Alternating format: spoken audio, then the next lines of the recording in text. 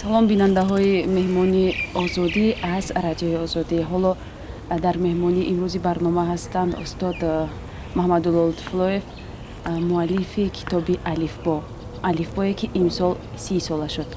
устод, ба барномаи мо хуш омадед ва қаблан суоли мо ҳам дар мавриди он ки ин алифбо 30 сол пеш чӣ гуна рӯи чоп омада буд? تشکر. واقعا هر چیز یک تاریخی یا تاریخچه دارد، از جمله روی کار آمدن همین الفبا هم. بنده هیچگاه آرزوی الفبا نویسی نداشتم، زیرا 30 سال پیش خیلی جوانم بودم و تجربه الفبا نویسی حالا پیدا هم نشده بود. لیکن درباره الفبا و الفبا نگاری، درباره اصول تعلیم الفبا بعضی فکرها میگفتم، در مقاله ها چاپ میکردم، حتی کتاب هم چاپ شده بود، 2 کتاب. و خودم به حیث مشاوری وزیر معارف افغانستان و اوجا به سفر کاری رفته بودم. اینجا هم نبودم و سال 1983-84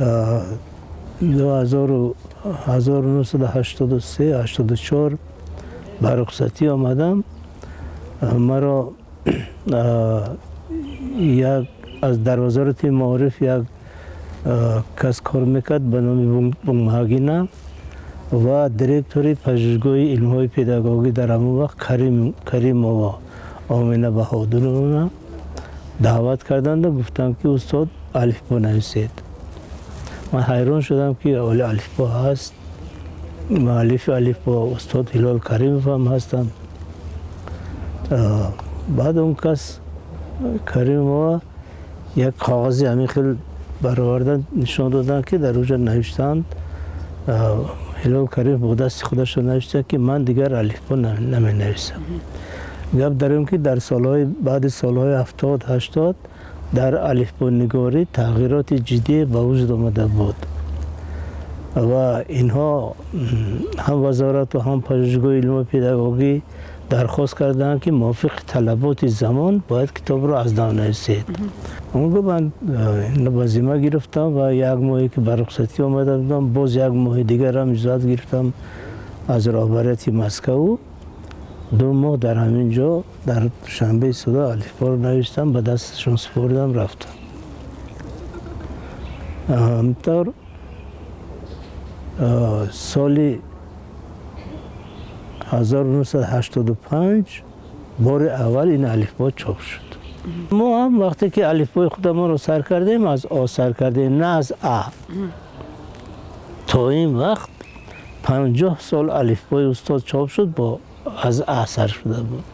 خب استاد، مثلا گفتید که 50 سال پی هم کتاب استاد هلال کریم نشر میشد و اون الفبایی که شما نشر کردید پس از سال 1985 بود و فرق هم گفتید که مثلا جابجاگذاری همون حرفای اول کتاب بود و این یکی از حرفها، یکی از فرق بسیار جدی، زیرا اگر ما با راه استاد می رفتیم، یعنی با هم اومدن می گرفتیم، اونگاه من زینهار این کار رو نمی کردم، چون که الفبای باید بنویس که کتابی نو باشد. اگر تکراری او باشد یا اینکه تغییرات بسیار جزئی باشد، به این کار یگان مؤلف راضی نمیشه، از جمله منم راضی نمیشدم. بنابراین وقتی که یک حرف رو دیگر کردیم، تمام ساختار دیگر شد. استاد، مثلا اگر گویم که 50 سال پیش هلال کریم نوشتن الفبا رو، بعدن شما اما پیش از این مثلا طالب علمان با از کدام کتاب علمی آموختن؟ من اینجا برای امسال یک کنفرانس دعوی کردیم به مناسبت 100 سالگی وارد شوی روش تحلیل و ترکیب آوازی در سیستم در نظام تعلیمی الفبا در شرایط مکتب‌های تاجیکستان و 30 سالگی همین الفبای نو و در اونجا یک مقاله چاپ کردیم الفبا و الفبا نگاری. الفبا و الفبا نگاری من اینجا الفبا و الفبا نگاری در مکتبای ما در همین جا من از 15 نوع گوناگون الفباها یادآور شدم که از سال 1902 تا 32 یک ماه 1902 تا 32 انم در همین چند سال قریب 15 نوع الفبا نوشته شده است. البته با نام الفبا با نام‌های دیگر چاپ شده است و از همه زیادش سال 1915 بعضی کتاب‌ها 2 بار 3 بار چاپ شده است. برای همین 1915 را همچون سال واردشوی اصول تحلیل و ترکیب آوازی قبول کردم. یعنی الفباهای بسیاری چاپ شده است پیش از الفبای استاد هلال کریموف. اما دیگر نوع الفبا هم الفبا مثلا الفبای کار و زحمت، الفبای مهنت، الفبای دیگر چیزا اینا وابسته به شرایط زمانه به نام همون موافق میکردند و مینوشتند چاپ میکردند. ولی تا اون وقت ما مکتب‌های تاجیکی ما در دوام بیشتر 1000 سال از کتاب هفتیک استفاده کردند. هفتیک یا اینکه کتاب دیگری به نام پاره بغدادی. بله. استاد همین نشر کتاب یا تالیف همگونه کتاب مثلا وابسته به سال و زمان گویم روی نشر میبید و خودتون هم اگر برای شما میگفتند که 30 سال پیش نه اگر حاضر کتابی الفبای نوشته شاید به شکل دیگر می نویسید چگونه تالیف میکردید این گونه کتاب؟ من خودم هم در این فکر هستم و یک قریب 10 سال پیش این فکر به من نزده است، زیرا زمان امروزه زمان تکنیک و تکنولوژی است، زمان سرعت فضایی است، زمان انکشاف علم است. از جمله در علم الفبا نگاری هم تغییرات های زیادی به وجود آمده شده است در دنیا. بنابراین من هم نیت دارم که یک 2 الفبای روی کار بیاید. یکی برای بچه‌های 6 ساله که کودکستان می روند، هرچند که ما اونجا کتاب داریم به نام لفظ شیرین کتاب داریم، اما وای کتاب کودکان را به خواندن آماده نمی کند بلکه به انکشاف نطق آنها را.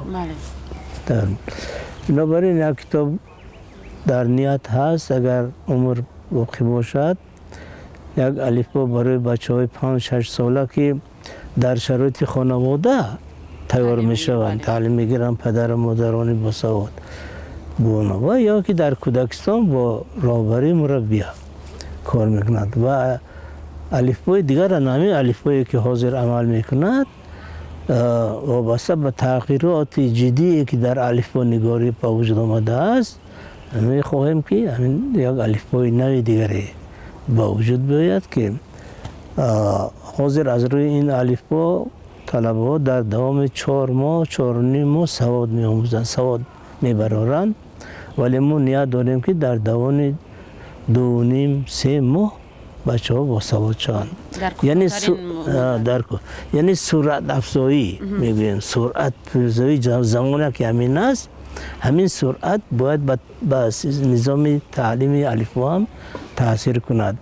خب استاد امروز غیر از الفبا مثلا نفری که برای اولین بار به مکتب می رود به دبستان ها می تواند از یگان کتابی دیگر مثلا حرف ها را آموزد؟ بله، واضح 10 خیلی کتاب است.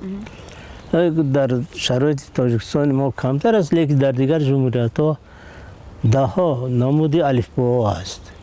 ازب، کابوک و دیگر چیزهای با نام‌های گوناگون و غیر از این خود شاعران ما هم بعضا با نام الفبا کتاب‌ها نوشتند. خب الفبا آنها یک طرز دیگر است.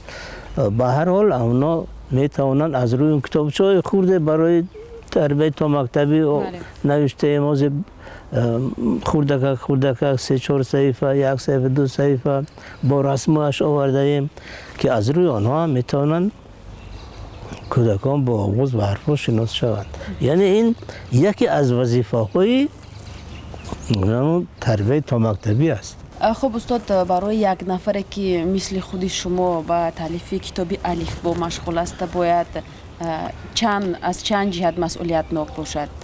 مسئولیت الفبا نویسی عموما مسئولیت مؤلف کتاب درسی شدن بسیار بلند است. بسیار حاضر میدانم که بسیار از دعوا میکنن من خودشان مؤلف کتاب زبان یا این خوانش یا این کتاب دیگر درسی دیگر برای چی اینقدر سر و سودا است که کتاب درسی مشکل است. همین دین هم کسی در واقع با پرزیدنت همیشه را داد. همین سالا که مثلا در پامیر معلم گفت که بچه های ما زبان تاجیکی را نمیدانند.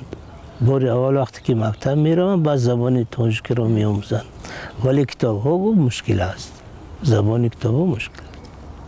از این پیشتر هم چند و در مطبوعات هم بسیار برای هم که مؤلفان ما نمیدانند که یکی زبان علم است، دیگری زبان تعلیم است. بله. همون کتاب های تحقیقات علمی که میبرند همون رو پارا در کتاب های درسی که میمونند کودکان نمیفهمند، مکتبش نمیفهمند. حالا که اون پاره های علمی رو مطابق با فهمش کودک وارد کردن در کار، آوردن در کار که زبان تعلیم شود. خوب بیننده های عزیز، صحبت ما بود با استاد گرامی اکادمیک با مؤلف کتاب الفبا محمدالله لطف‌اللهیف.